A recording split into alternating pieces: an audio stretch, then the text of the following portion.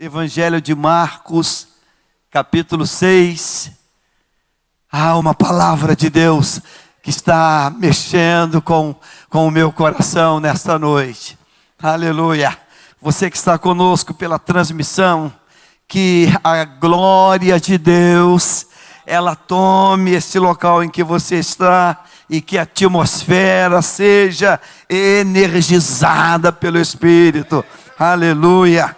Glória a Deus. É um texto pequeno, nós vamos ler do 45 até o versículo 51. Então é um texto muito curto. E eu quero convidá-la. Eu quero desafiar você a fazer essa leitura, mas não apenas a fazer essa leitura. De alguma maneira nós vamos entrar nesse texto. Aleluia, glória a Deus. Vamos, 1, 2, 3.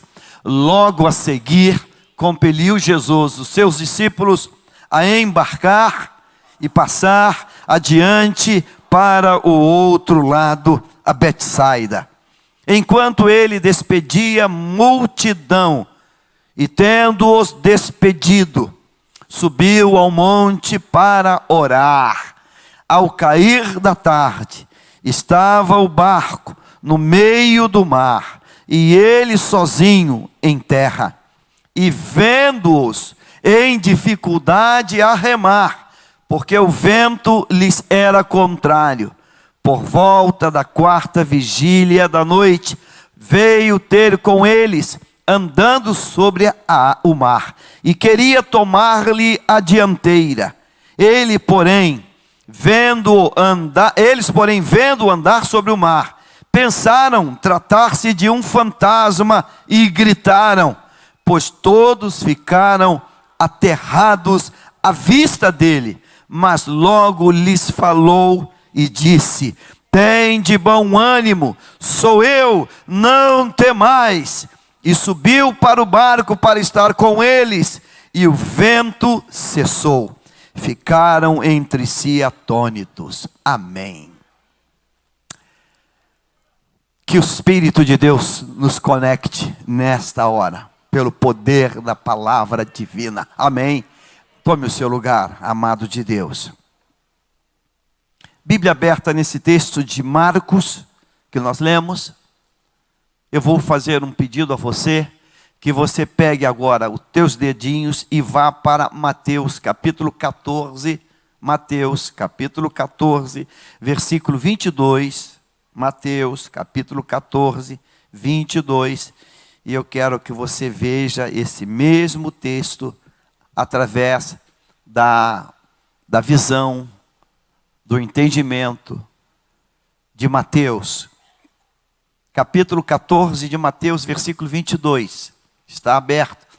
Diz o texto assim: logo a seguir, compeliu Jesus os discípulos a embarcar e passar adiante dele para o outro lado.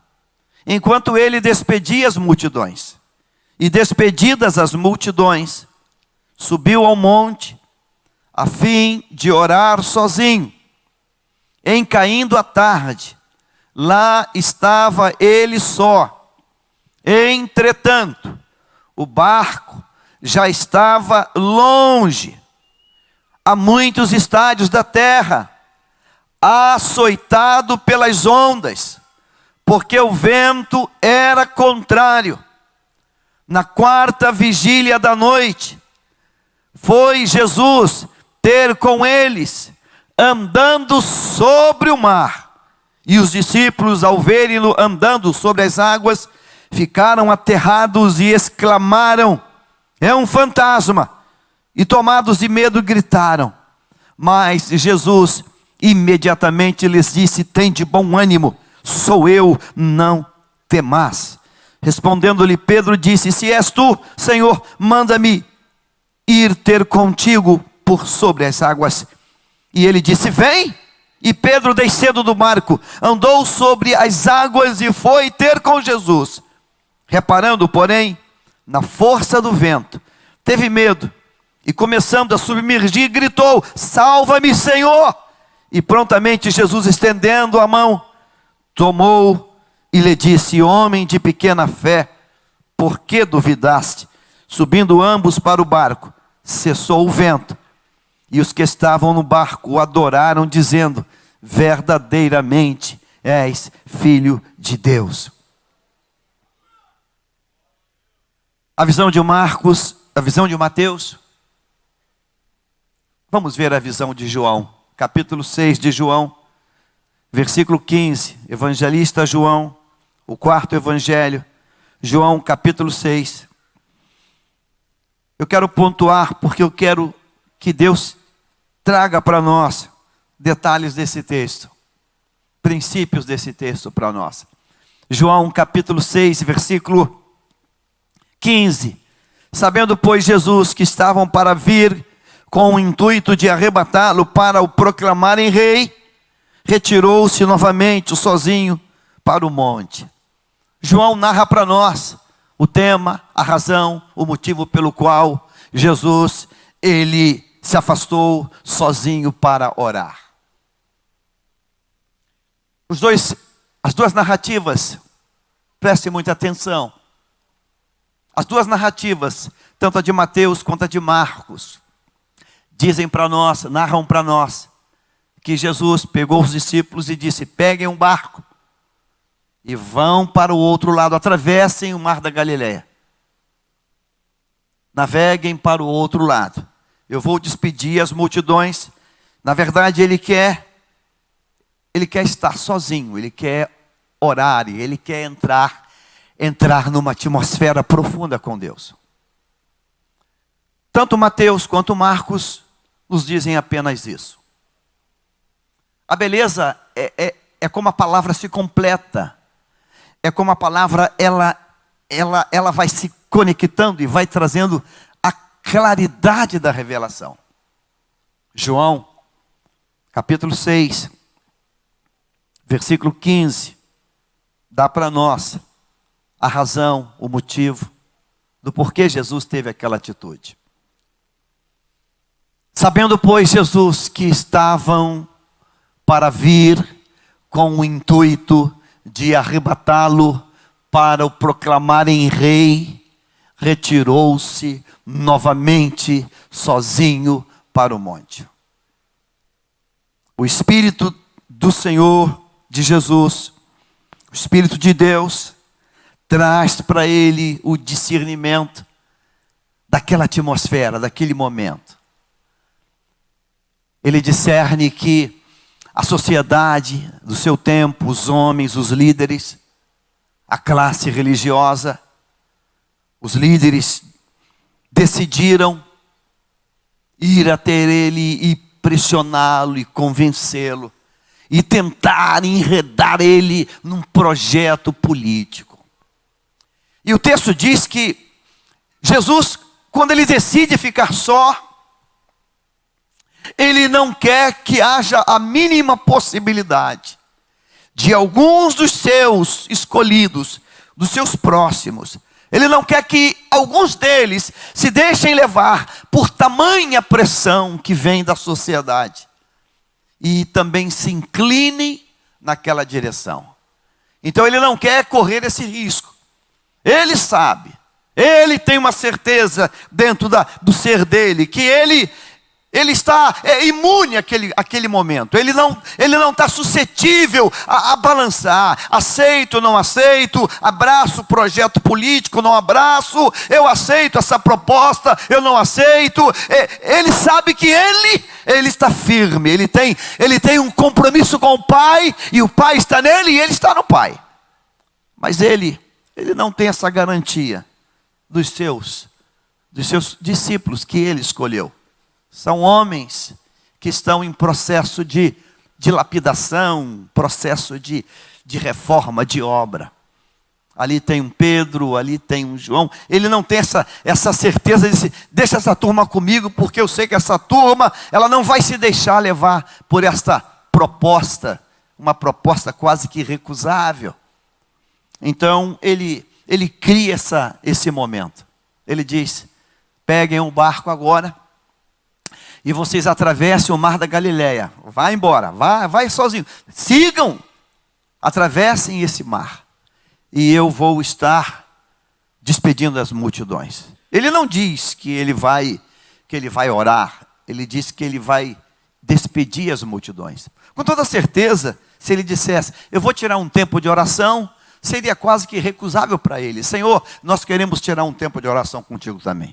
Senhor, nós queremos orar, nós queremos aprender contigo, nós queremos ver e como é que tu oras, e queremos absorver a tua vida de oração, a tua disciplina de oração. Nós queremos estar contigo. Seria muito difícil ele falar, não, eu não quero que vocês orem comigo, eu não quero que vocês estejam orando comigo. Seria muito complicado eles processarem isso, porque sairiam dizendo assim, engraçado, queríamos orar com ele e ele nos proibiu. Queríamos ter um tempo de oração com ele e ele não deixou. Que estranho isso. Ele é o nosso modelo, é o nosso mestre, e nós queremos aprender como ele ora. Ele diz, eu vou ensinar vocês a orar, e ele não quer que a gente ore com ele. Ficaria difícil para eles entenderem isso. Ele disse, eu vou despedir as multidões. Peguem o barco e sigam. O texto diz que ele despede as multidões rapidamente. Ele manda todo mundo, libera todo mundo com a palavra dele de bênção. Vão, sigam, despedem. E depois que ele despede as multidões, o texto diz assim, retirou-se novamente. E o bonito é isso.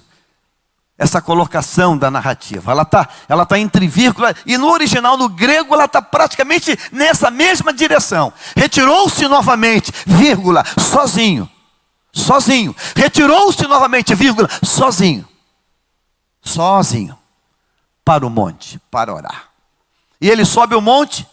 E ele entra numa batalha com Deus em oração. Porque ele quer que aquele proposta, aquele plano não vai ter sucesso. Aquele plano, ele não vai avante. Ele não vai ser uma proposta política para aquele tempo moderno. A proposta dele já está lavrada, já está escrita. É a proposta do eterno, é a proposta do Deus vivo. É o plano de salvação. Ele não veio para ser entronizado como rei daquele tempo. Ele veio para ser o Cristo, o ungido de Deus, aquele que vai derramar o seu sangue e vai resgatar toda a humanidade dos pecados. O texto diz que quando ele sobe para o monte para orar, aí vai o versículo 16 dizendo, a continuação, ao descambar do dia, ao terminar do dia, os seus discípulos desceram para o mar e tomando o barco, passaram para o outro lado, rumo a Cafarnaum. Já se fazia escuro e Jesus ainda não viera ter com eles.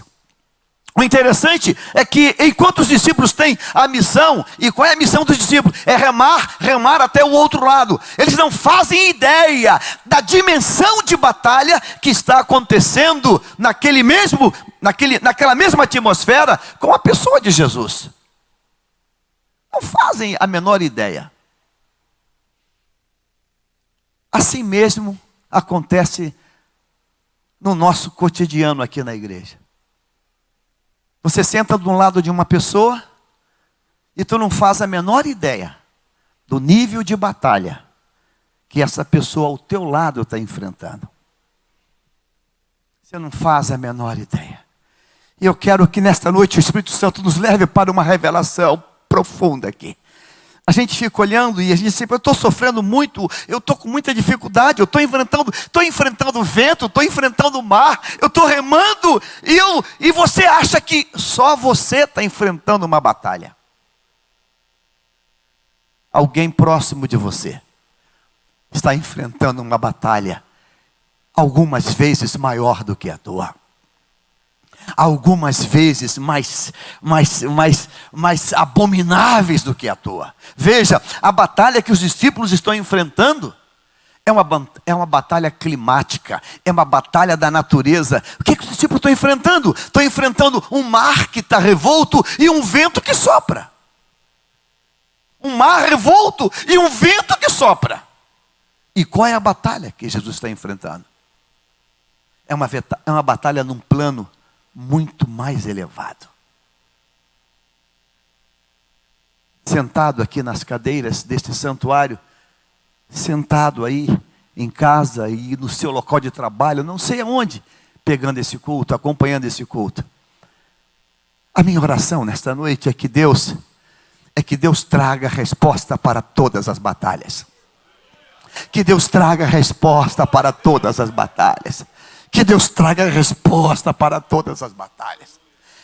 Às vezes tem pessoas do nosso lado que estão enfrentando uma batalha de dependência química, e você está ali do lado, para você está tudo tranquilo. Você diz, não, eu estou tranquilo, eu nunca usei droga, eu estou muito bem, obrigado. Mas alguém do teu lado, que está ali do teu lado, vestido, está se degradando para Deus, para não sucumbir mais uma vez. É por essa razão que a Bíblia manda que a gente tenha muito cuidado quando fizer julgamentos. Porque com a mesma medida com que julgardes, nós seremos julgados. Pessoas enfrentando batalhas que a gente não faz a menor ideia do volume, do peso, do ataque, que somente aquela pessoa e Deus sabe do quanto ela está lutando para não ser derrotada. Eu lembro que há anos atrás, um punhado de anos atrás, talvez brincando uns 20 anos atrás, eu fazia parte de um organismo de evangelismo chamado Adonep. Você já deve ter ouvido falar nisso. E fomos fazer um seminário da Adonep na Bahia. E talvez, eu imagino que aquele foi o seminário mais pesado espiritualmente que eu já enfrentei na minha vida. Não lembro de ter já enfrentei seminários pesadíssimos, mas aquele foi, eu diria que aquele foi de um nível ímpar. Eu nunca tinha passado pela experiência que passei.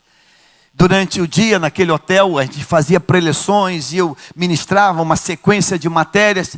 E havia uma batalha espiritual muito grande, porque tinha ali um grupo de pessoas, e mais ou menos especificando, era uma mulher que ela confrontava tudo, confrontava. E a gente é orientado, é ensinado para não perder o controle, para não perder a capacidade de se deixar levar e resvalar para uma atitude mais carnal. E aquela mulher confrontava, do tipo assim, eu não aceito, isso não concordo. E aquele grupo inteiro ficava meio envergonhado. E eu, Deus, me dá graça, e me dê sabedoria. Uma luta tremenda. Em dado momento, por alguma razão, nós falamos alguma coisa sobre que a vida cristã, ela tem que ser uma vida separada para Deus. Ela não pode estar se envolvendo com coisas que têm uma certa aliança com o diabo, com o pecado.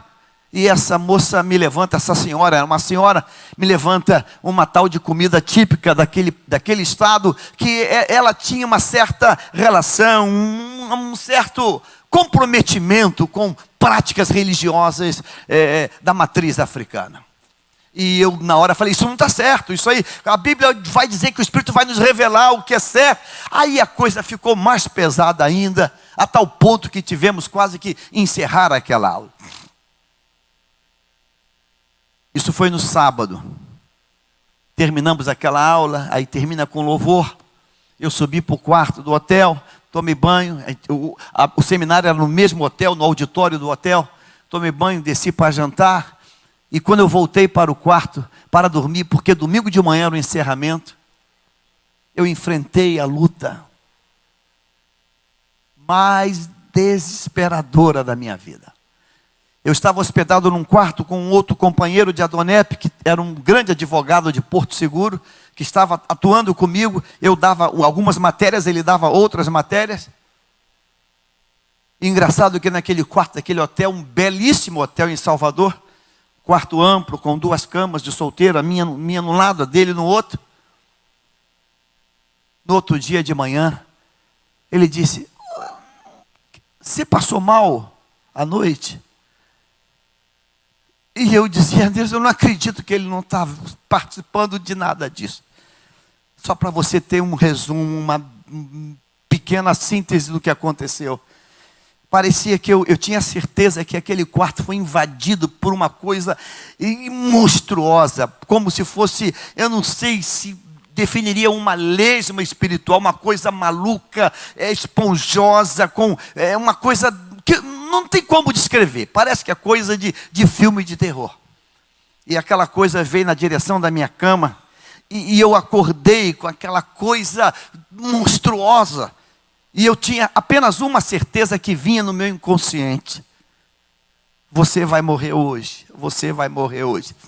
E eu lembro que eu queria dar um soco, eu queria da cama fazer isso, e a mão estava como que presa, eu não tinha como força para fazer isso. E eu pensava, vou dar um chute, vou meter o pé no peito dessa coisa. E eu descobri que também eu não tinha poder de levantar a perna, não tinha poder de levantar a mão.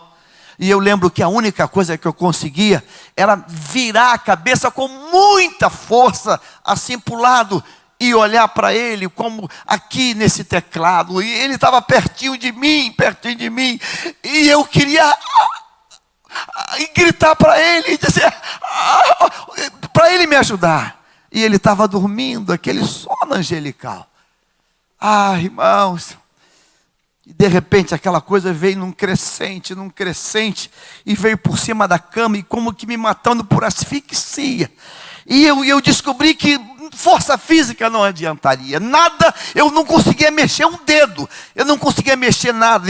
Eu percebi que as forças foram esvaindo, eu falei, eu vou morrer. Quando eu descobri que eu pensei, eu vou morrer, agora eu morro. Alguma coisa do Espírito de Deus, uma visita de Deus veio, e para mim começar a guerrear em espírito. E eu comecei na mente, no espírito, gritar, falar a palavra Jesus, tipo Jesus. E na medida que eu ia gritando Jesus, parecia que o sangue ia voltando a correr. Eu começava a sentir os dedos do pé, a perna. Jesus, num crescente, e de repente, Jesus! Eu dei um grito, e quando eu dei um grito, a janela deu um estouro, bah! Cortina balançou. Aí ele acordou. Tudo bem, Jaime? Eu olhei para ele, pálido, aquela sensação de desmaio. Eu olhei para ele, tu estava onde? Eu estou dormindo. Eu falei, eu estou morrendo aqui. Está passando mal? Eu falei, meu Deus, eu estou falando grego com esse moço. Ele não tinha percebido nada. Não que tenha sido culpa dele. Não era culpa dele. Aquela batalha era minha. Eu estava enfrentando ela. Ele estava ao meu lado. Mas ele não tomou conhecimento de nada. E eu lembro que ele falou assim, mas o que aconteceu? Eu falei, eu vou perder tempo narrando para você. Volta a dormir. Parecia que o quarto, ele foi invadido por um demônio. Meu Deus, o que é isso? A coisa foi tão séria, irmãos, que no domingo à noite eu pregaria numa igreja em Feira de Santana. Eu antecipei o voo, falei, não, acabou o seminário, acabava meio-dia, almoçamos no hotel, e eu liguei para a agência, remarca a minha passagem, eu voaria na segunda-feira. Não, primeiro voo hoje, mas tem que, primeiro voo hoje, eu não quero ficar aqui até amanhã. Eu estava trêmulo, meu Deus, o que é isso? Batalhas que a gente enfrenta. E somente a gente sabe. Quem está do lado não sabe. Quem divide a cama contigo não sabe. Você que está perto de alguém,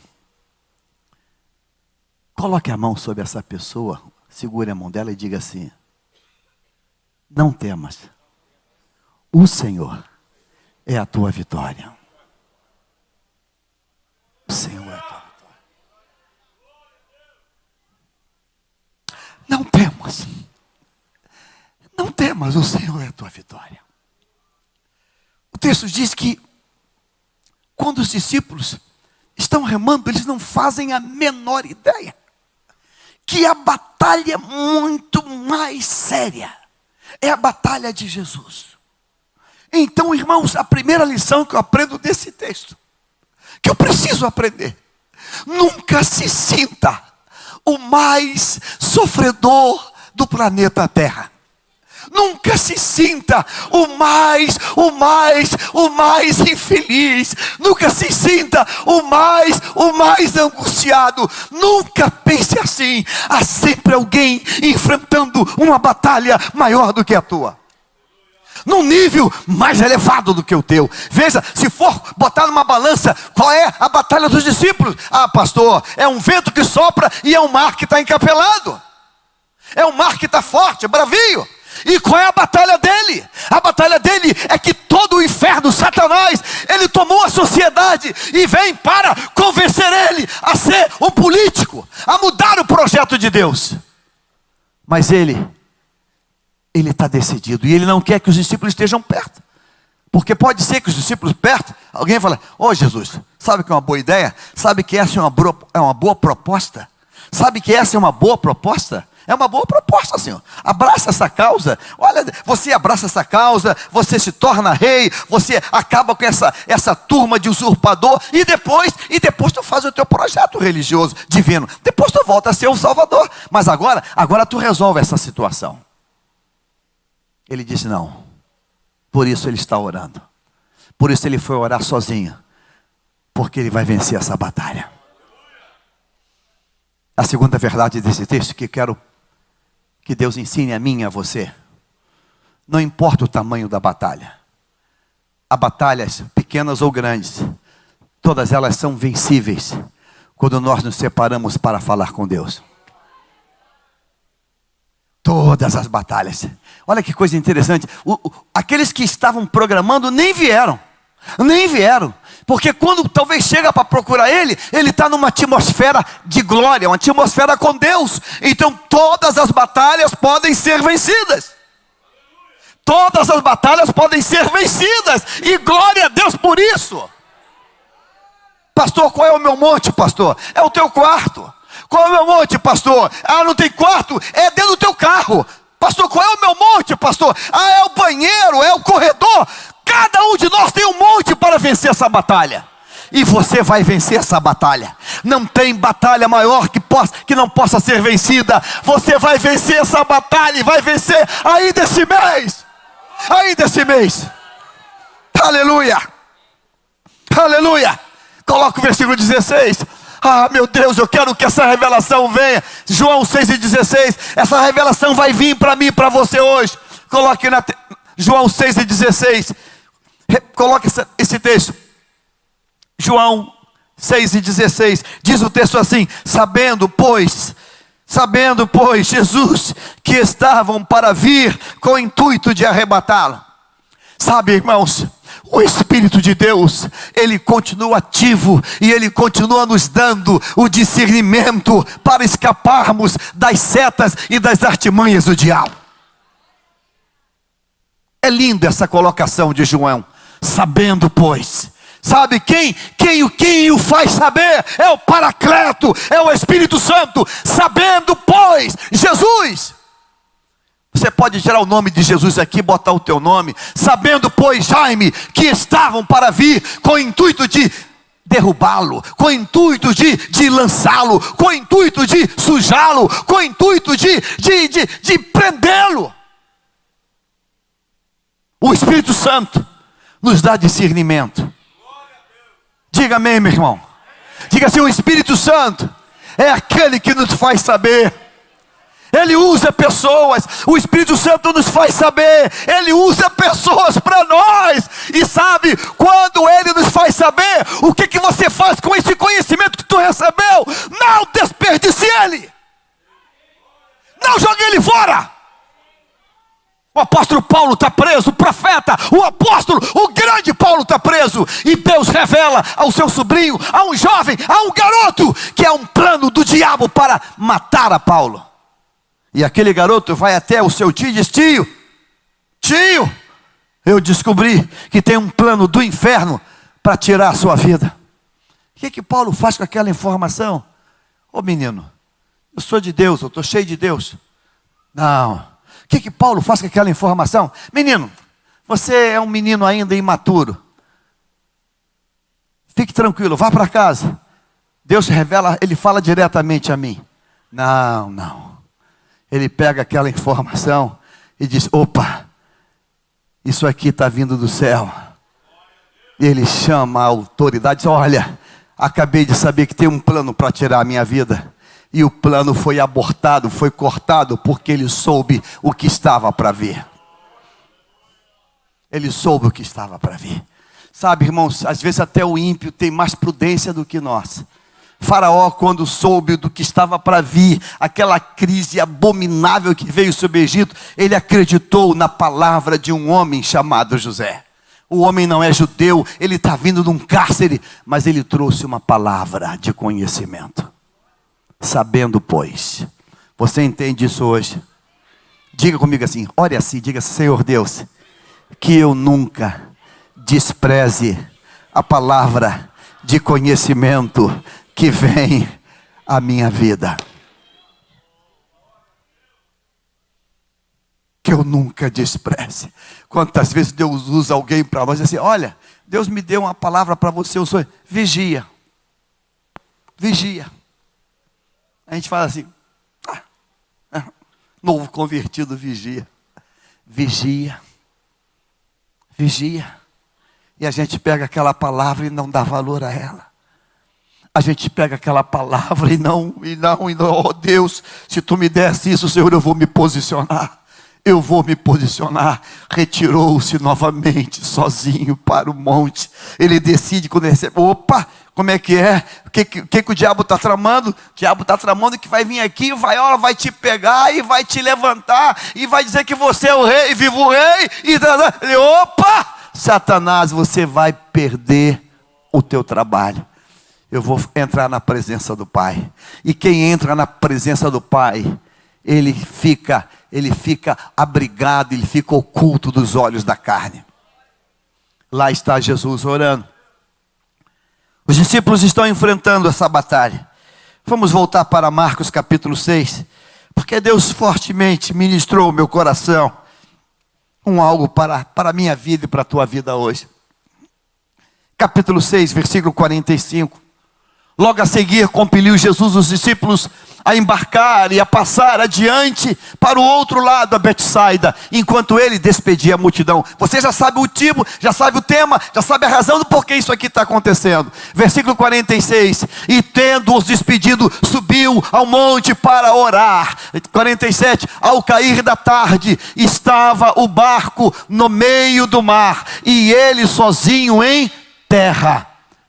E vendo-os passar em dificuldade a remar, porque o vento lhes era contrário, por volta da 4ª vigília da noite, veio ter com eles andando sobre o mar e queria tomar-lhes a dianteira. Eles, porém, vendo andar sobre o mar, pensaram tratar-se de um fantasma. O bonito nesse texto, e a beleza dessas 3 narrativas, é que João vai dizer para nós, João vai dar para nós a metrificação do que eles já tinham conquistado. Olha só que coisa interessante. João capítulo 6, versículo 19. Coloca João 6 e 19. Olha que detalhe, irmãos. Esse detalhe que eles precisam nos levar a uma compreensão maior. João 6 e 19 diz assim: tendo navegado uns 25 a 30 estádios, eis que viram Jesus andando sobre o mar, aproximando-se do mar, aproximando-se do barco, e ficaram possuídos de temor. Olha que coisa interessante. 25 a 30 estádios. Isso equivale mais ou menos a 5 a 6 quilômetros. Imaginemos 6 quilômetros, fazer uma conta redonda. A extensão do Mar da Galileia é 12 quilômetros. Esse texto está dizendo para nós que quando eles receberam a ordem de Jesus para ir até o outro lado, o texto vai dizer, João vai dizer, que tendo navegado, ou seja, a navegação, ela já tinha sido concluída, já estavam nisso, tendo navegado, não a navegar, tendo, ou seja, já era um percurso percorrido, tendo navegado 25 a 30 estádios. Marcos vai facilitar a nossa compreensão. Marcos capítulo 6, ele vai trazer uma palavrinha para nós, que vai ser a cereja desse bolo. capítulo 6, versículo 47. 6:47.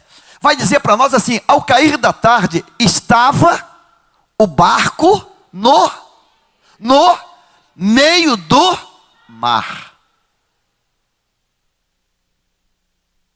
Imagine você, que o mar da Galileia seja a extensão quadrada deste púlpito, dessa ponta àquela outra ponta. Eles receberam uma ordem aqui de Jesus: entrem no barco e naveguem até o outro lado. O texto diz que quando Jesus decide chegar a eles, olhando para eles, vendo eles, eles estão aonde? Aonde?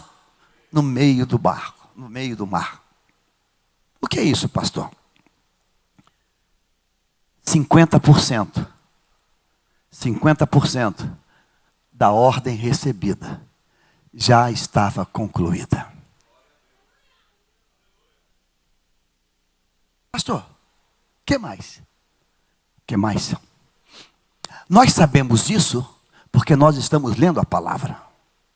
Agora, quem está num pequeno barco frágil de madeira, a remo, de noite, com vento impetuoso soprando contra, e o mar encapelado, as águas com subidas e descidas, sem nenhum equipamento, tem essa noção? Tem essa noção? Tem? Ele tem a noção, quem está no barco, assim: oba, pessoal, já estamos no meio, falta só a metade. Tem essa noção? Não. Não tem essa noção. Já viu aquela cena que você está numa piscina, se debatendo? Abre o olho, fulano, abre o olho, bota a mão na borda. Abre o olho, abre o olho. Aí quando abre, meu Deus, eu estou na borda. Eu estou achando que eu estou lá no meio. Eu estou na borda. Eu estou na borda. É que eu estava de olho fechado. E eu estou achando que eu estou no meio do Oceano Atlântico. Abre o olho! Aí quando eu abro o olho, meu Deus, eu estou na borda. Quem está naquele barquinho remando, enfrentando a negritude da noite, o vento que sopra, as calhas do mar, não faz a menor ideia que já está no meio. Deus está dizendo para mim que quando eu recebo a ordem dele e me proponho a obedecer, por mais que eu não acredite, a ordem de Deus está sendo cumprida na minha vida. Diga para quem está perto de você, diga assim: acredite, você já está no meio do projeto. Você já está no meio, acredite, você já está no meio, acredite, glória a Deus. Eles não têm bússola, eles não têm nenhum equipamento, não tem GPS, não tem nada. Nada é melhor do que viajar hoje com o Waze. Nada é melhor, e que Deus abençoe esse criador do Waze, porque o criador do Waze, ele vai te dando a quantidade, a metrificação do caminho. Você coloca ali o caminho, ele vai te dizendo tudo. Olha, só falta agora 100 metros, 400 metros, falta 1 quilômetro, 2 quilômetros, e você, uau, está pertinho. Aí a criança, falta muito, você fala assim: não, falta só agora 1,5 quilômetros. Tá pertinho. E cheguei. Remando naquela noite, não tem nada. Recebeu apenas uma ordem. Sabe, irmãos, quando a dificuldade se levanta, quando a luta se levanta, quando a prova se levanta, sabe, irmãos, qual é a primeira decisão que a gente quer tomar? Desistir. Por que desistir naquela noite? Vou dar para você algumas razões. Por que desistir? Diga assim, razão número 1. O tempo virou. O tempo virou. Sabe, afinal de contas, Jesus entende muito de glória. Ele não entende de mar. De mar entende nós. Jesus entende dos mistérios. Jesus entende do divino. Mas de mar entendemos nós. Pessoal, a gente vai parar, vai desistir, vamos voltar. E disse para ele: Senhor, o mar virou, o tempo virou. O tempo virou. O tempo virou. O mar não tapa peixe, o tempo virou. Essa seria a primeira opção. Opção número 2. Por que desistir? Desistir? Porque ele não está a bordo. Nós resolvemos ficar esperando ele.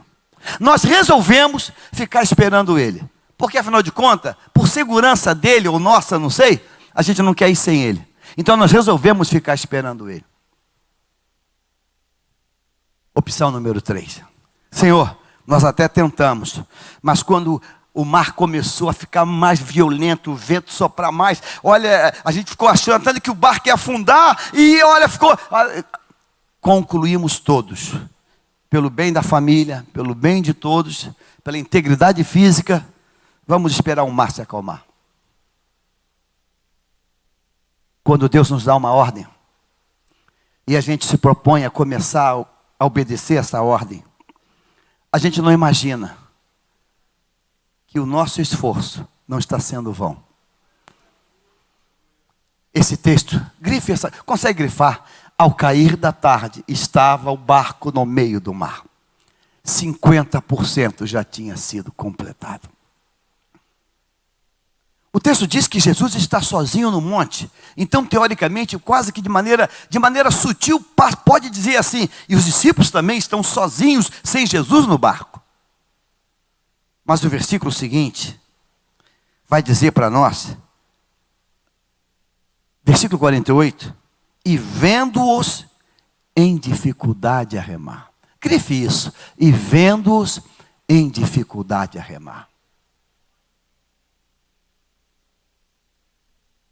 Eu tenho uma palavra de Deus para a tua vida hoje. A nossa aparente solidão, a nossa aparente solidão e isolamento, é só aparente. Os olhos do Senhor nunca nos abandonou. Os olhos dele nunca nos abandonou. Eles no barco dizem assim, Pedro, João, a gente está aqui sozinho. Devem ter falado isso, a gente está aqui sozinho. Os olhos dele não perdem a gente de vista. Os olhos dele não perdem você de vista. Os olhos dele. Há alguns anos atrás, o querido Luiz Carlos Novaes trabalhava na plataforma de petróleo. Aqui distância, quantas horas? 170 quilômetros, uma plataforma em alto mar. 170 quilômetros mar adentro.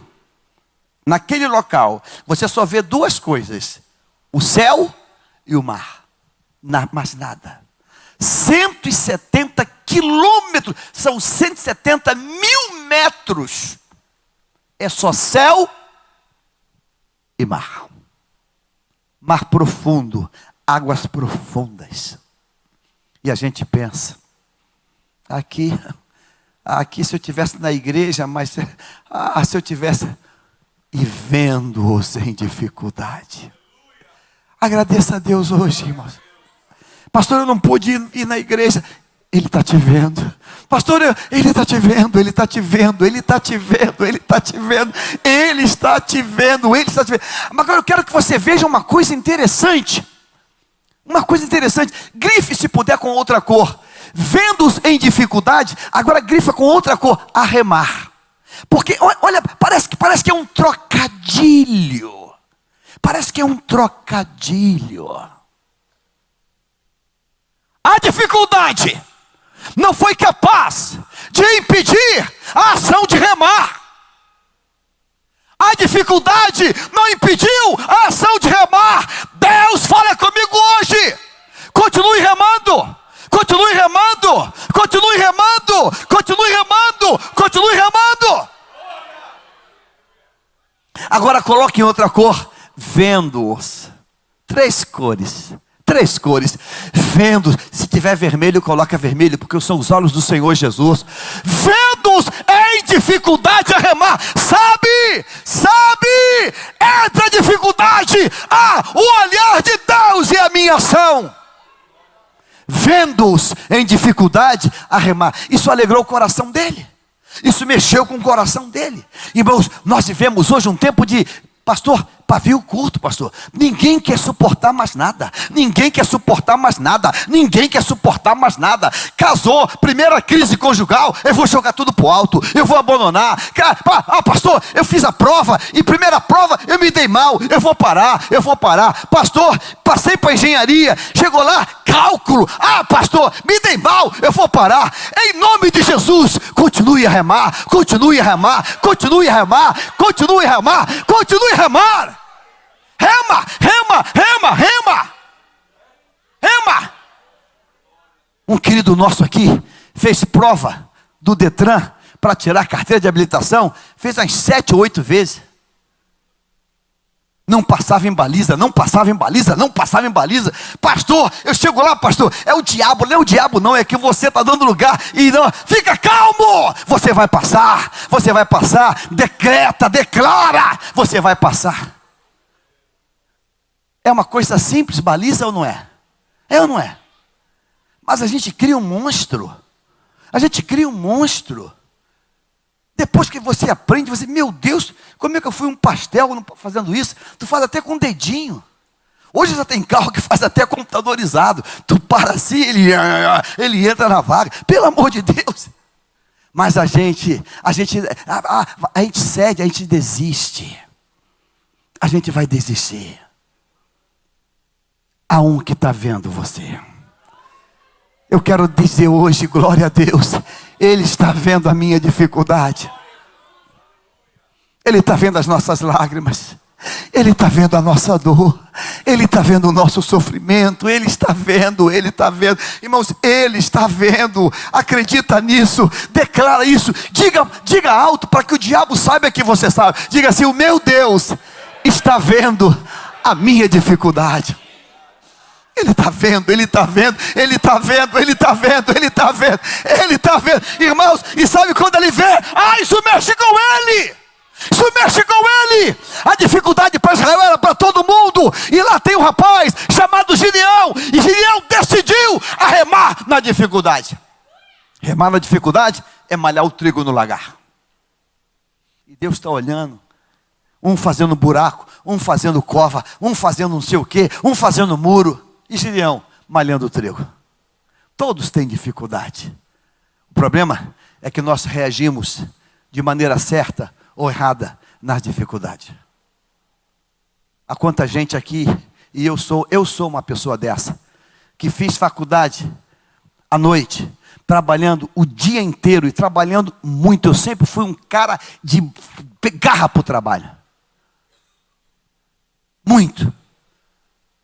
Ter que andar com desodorante no carro para tirar um pouquinho do chechel, porque chegava suado, andava de motocicleta, pegava aquela canha toda da rua, aí andava com papel toalha para passar, para tirar um pouco do grude e passar, e botavam lá um boticário meia boca lá no carro lá, para entrar um pouquinho cheirosinho na sala. Lá 9:30 da noite, o olho começa a fechar, e você não, vai na cantina, toma um café, jogava água na cara e voltava para lá. Algumas aulas até 10 e pouca da noite. A turma começa com 70 alunos e vai formar 22, 23. Aí você encontra, não, pastor, trabalho muito, muita dificuldade. Trabalho muito, condução cheia. Aquela aula maçante, aquele professor que a gente fala, ninguém entende nada. Não dá não. Ok, vai ficando pelo meio do caminho. Mas sabe, tem um que está vendo a dificuldade. Tem um, irmãos, ele vê a dificuldade a remar. Ele não vê a dificuldade para dormir. Ele está vendo a dificuldade para o quê? Remar. Faz assim, remar. Diga assim: o Senhor, Ele vai me ver remar. Ele vai me ver remar. Começa a remar na oração, começa a remar na intercessão, começa a remar na consagração, começa a remar na dedicação. Vai remando que você vai chegar. Você vai chegar. Ele vendo a dificuldade a remar. Irmãos, diz o texto que ele está sozinho, mas eles não estão sozinhos. Eles estão debaixo dos olhares, do olhar de Deus. E debaixo do olhar de Deus você nunca vai estar só. Você ouviu o que eu disse? Diga assim: debaixo do olhar de Deus, eu nunca vou estar só. Eu fico pensando como a gente enfrenta a luta e a gente não quer sair da luta. Nessa viagem agora, é para Aracaju. Se está me ouvindo, eu dei para ele o site, estou falando de você mesmo. Fui lá no local, desse local do Xingó, e comecei a conversar com o rapaz. Eu tenho um hábito de perguntar, assim, para todo mundo que eu encontro: congrega onde? Assim, no peito, congrega onde? Congrega onde? Aí ele, eu falei: já sei, problema, vai, conta o problema. Não, eu congregava na Assembleia de Deus daqui, mas aí eu trabalho muito, e papapá, e eu me afastei, parei de ir, e até estou brigado com a esposa, e tá. Aí começou a abrir o coração. Trabalho análogo à escravidão, análogo. De domingo a domingo, ele trabalha. Não tem carteira assinada. Não sabe o que é férias. Eu olhei para ele, falei: meu amigo, mas tem que ter uma horinha que aqui fecha para manutenção. Você vai para a igreja, cara. Ah, mas aí eu saio cansado.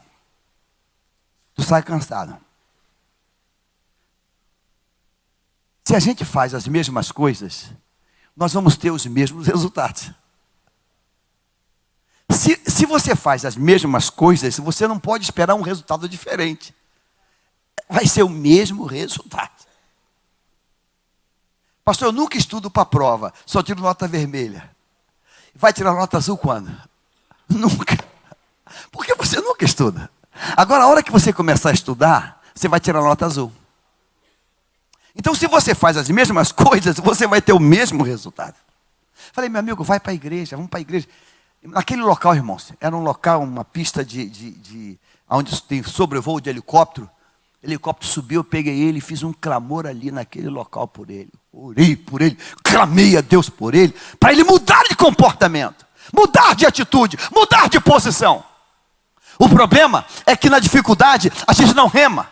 Na dificuldade a gente cruza os braços. Na dificuldade a gente desiste. Na dificuldade a gente volta. Na dificuldade a gente para. Em nome de Jesus, a ordem de Deus hoje para você é essa: continue remando, remando, remando, remando, remando, remando. Hoje de manhã, na hora do convite, veio alguém aqui na frente, sem citar um nome, e falou assim: pastor, eu estou clamando pela restauração do meu casamento. Clamamos juntos, ministramos juntos, choramos juntos aqui no altar. Eu também estou clamando contigo. O problema é que a gente... pastor, não dá não. Incompatibilidade. Incompatibilidade. Você acha que foi fácil completar essa semana 42 anos de matrimônio?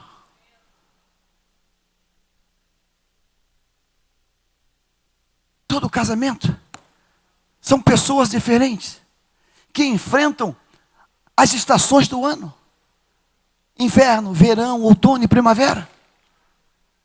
Ventos, tempestades, chuvas, temporais, dilúvios.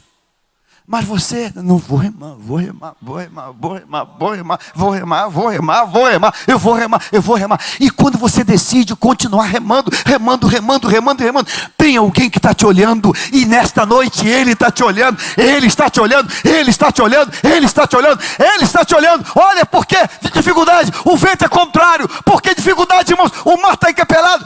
Irmão, em nome de Jesus, as batalhas são para nos dar experiências maiores. As batalhas são para nos fazer viver experiências maiores, maiores, mais lindas. Deus tem isso para você hoje.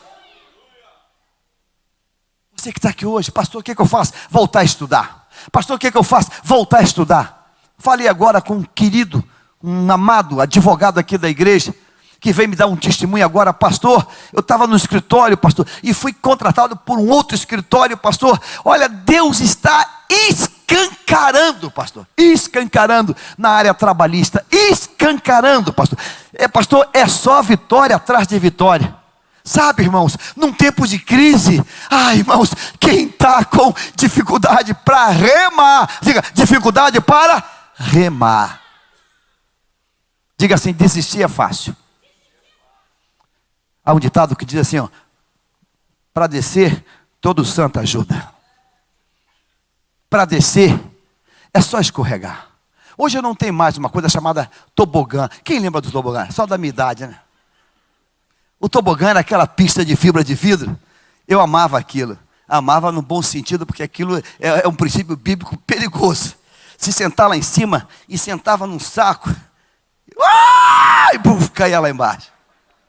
Difícil era subir aquela escada. Subir aquela escada que era difícil. Aí você gastava um tempão subindo. Blá, blá, blá. Quando chegava lá em cima, sentava, buf, você descia num minuto. Já percebeu que para descer é mais fácil? Para ir para o buraco é mais fácil?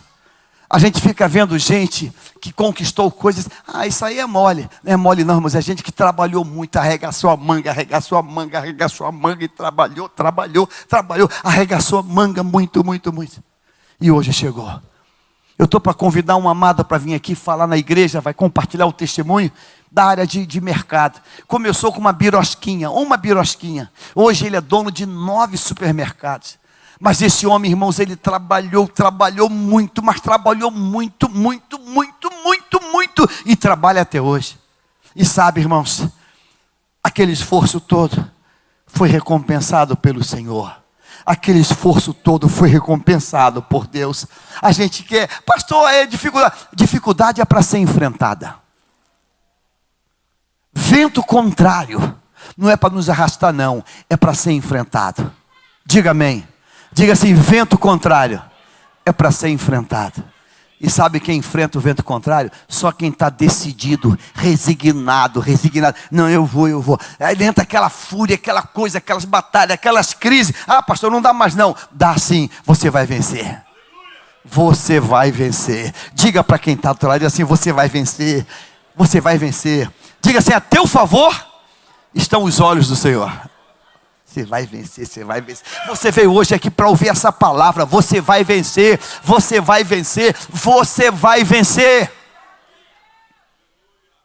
Vou dar o testemunho dele, que ele não está aqui hoje, mas sentou um domingo aqui nessa igreja, numa cadeira aqui. Um empresário da área de vidro. Está vendo esse vidro aqui da galeria? Já contei isso aqui algumas vezes. Isso é um vidro laminado, blindado de quase 10 milímetros. Um centímetro, mais de 1 centímetro. Não, são 12. Esse vidro todo aqui. Sentou aqui o empresário. Olha como é que Deus faz. Um domingo à noite. Ele é um dos maiores distribuidores de vidro do Rio de Janeiro. O filho, o sucessor da empresa dele. Um garoto, 22 anos. Ele estava passando a empresa para o filho. O filho chegava com ele no horário dele, bem cedinho, antes de 7 horas da manhã, e saía no final do dia. Ele disse: pastor, meu filho era meu braço direito e meu braço esquerdo. Incorporou o meu espírito. A gente chegava junto, era guerreiro, dirigia caminhão, ia buscar caminhão de vidro.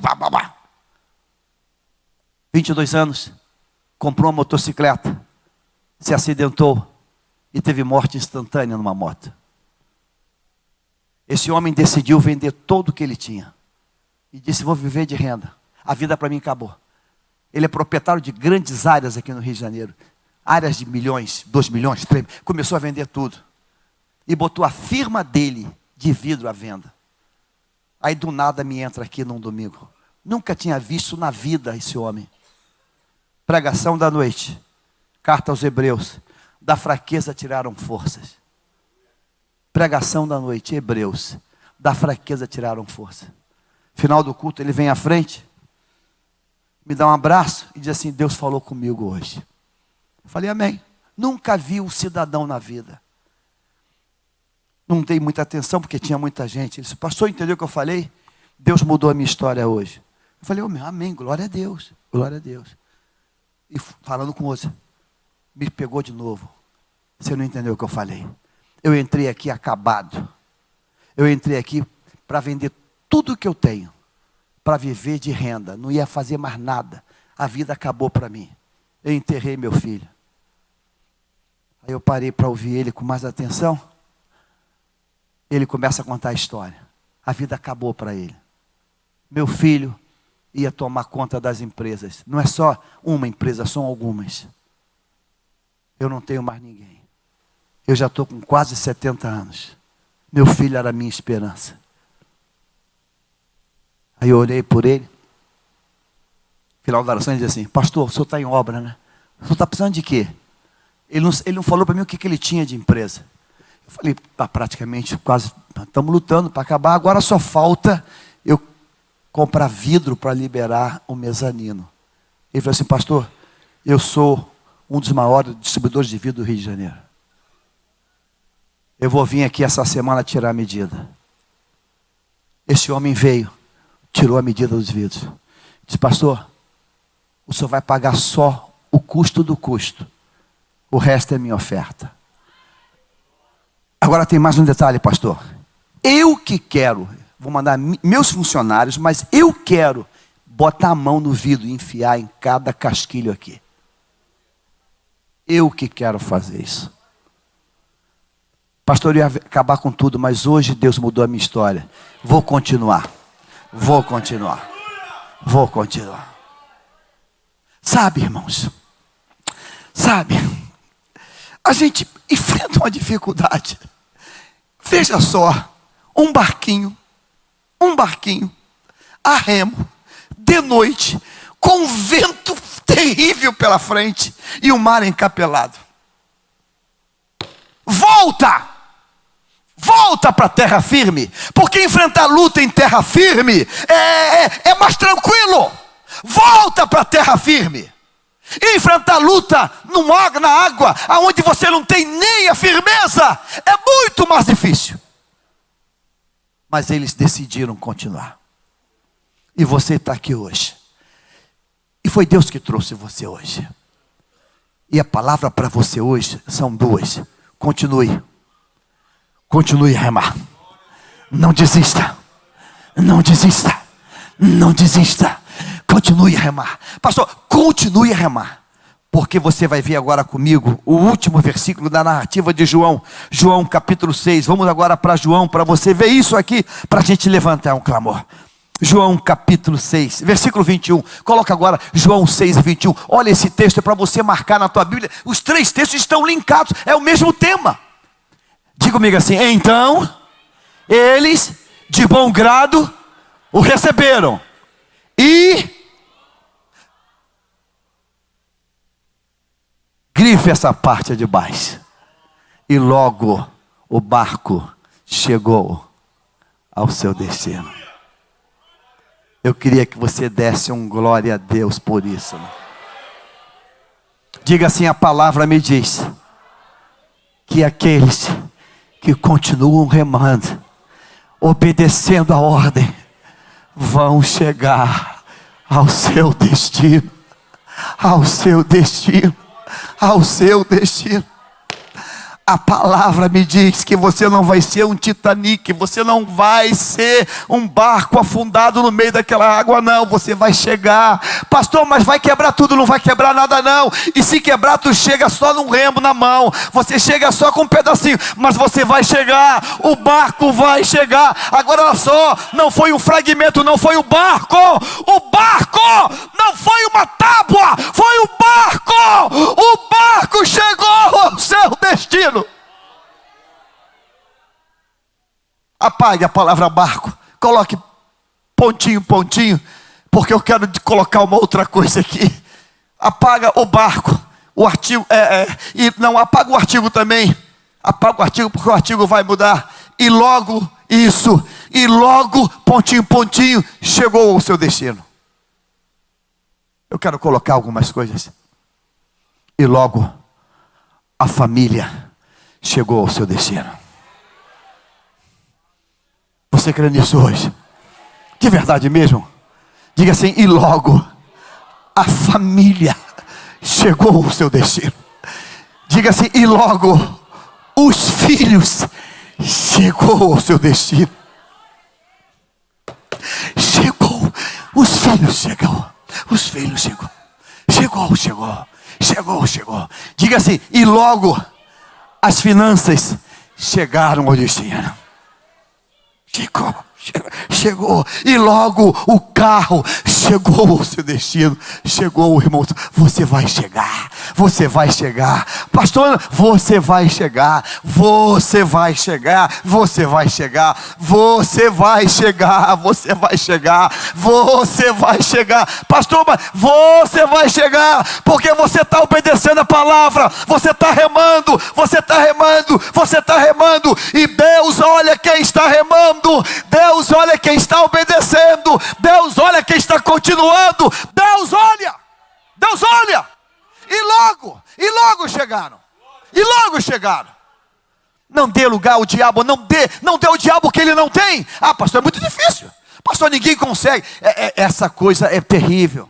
Contei hoje de manhã, a moça lá, formada em turismo, no hotel, não é só de manhã, para ir lá para os cânions, é o segundo cânion do planeta navegável, para ir lá, tem que sair 7 da manhã, mas eu estou cansado, não vou acordar 6 e pouca da manhã, 6 da manhã para sair às 7, e pegar um ônibus, e andar num ônibus, naquele trajeto, parando do jeito que o ônibus para, eu falei, não posso fazer isso não, eu não tenho tempo para isso, então, I'm sorry, só lamento, não vou ver o cânion do Brasil. Cheguei 4 da tarde, o sol estava pino, o sol de meio-dia, 4 da tarde, porque lá é Nordeste, o sol acho que vai descer até mais tarde, de tão quente. Ainda fiquei mais de 2 horas navegando. Mais de 2 horas. E mergulhei, e nadei, e fiz a festa, igual pinto no lixo. E logo chegou o seu destino. Amém, irmãos? E logo chegou o seu destino. Continue remando. Você acha que Ana daria luz a Samuel se tivesse se separado de Eucana? Ana tinha motivo para separar? Abigail tinha motivo para se separar de Nabal? E se ela se separa, ela não encontra com Davi. Deus trouxe você hoje aqui para você dizer, pastor, não fui avisado. O Espírito nos avisa. E a gente discerne aquilo que o Espírito avisa. Opa, ele me trouxe um aviso que, então eu vou tirar um tempo de oração. Eu vou me separar para orar. Sabe por que se separar, irmãos? Para não ter farofa. Porque é para não ter farofa. Às vezes a gente vai fazer uma oração, às vezes não. A gente faz uma oração aqui pela manhã, toda quarta-feira, e é um propósito que a gente tem com Deus. E às vezes você está orando aqui, clamando aqui, e vem alguém, foi na cruz. Aí você, meu Deus, eu estou aqui numa batalha tremenda com Deus. O irmãozinho vem cantar, foi na cruz no meu ouvido. Desperta tu que vives. Porque você está numa batalha. Quando Jesus vai orar sozinho, é uma batalha entre ele e Deus. Deus e ele. Não vai ter ninguém para assoviar perto dele. Filho. Que é isso? É ele, Deus. É ele, Deus. Deus tem livramento para você hoje. Diga assim, não há batalha que não possa ser vencida. Diga, Satanás, você perdeu. Não há batalha que não possa ser vencida. Não há luta que não possa ser vencida. Não há. E sabe, a minha luta, a minha batalha é enfrentar mar, vento, onda. Mas meu irmão tem uma batalha maior do que a minha. Meu irmão tem uma batalha maior do que a minha. Então eu nunca mais vou dizer que eu tenho a maior luta dessa igreja. Se você já disse isso, retira isso. Pastor, a minha luta é a maior luta da igreja. Nunca mais diga isso. Nunca mais diga isso. Nunca mais diga isso. Nunca mais. Voltando agora de Brasília. O avião fez conexão em Brasília, pegamos uma passageira que sentou do meu lado, e eu sou meio falante mesmo, fui logo falando com ela do lado, tudo bem com a senhora? E ela, tudo bem. Eu falei, me desculpe, eu gosto de conversar. Você, eu também gosto. Eu também gosto.